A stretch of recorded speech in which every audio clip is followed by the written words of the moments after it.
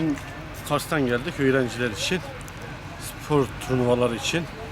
Araç şoförüyüm. Aracı burada çekik öğretmenlerinde kaldık. Akşam yağıyordu ama erir dedik, yani tutmaz. Ama doğru demişler. Mart kapıdan baktırır, kazma suya kaldırır diye bir laf var. Sabah kalktık işte böyle karla mücadele. Şimdi araç komple kapanmıştı. Gidip öğrencileri spor salonuna götüreceğiz. Mecbur öğretmenlerinden bir kürek istedik. İşte onu öyle yap. Buraları açalım dedik. Aracı götürelim.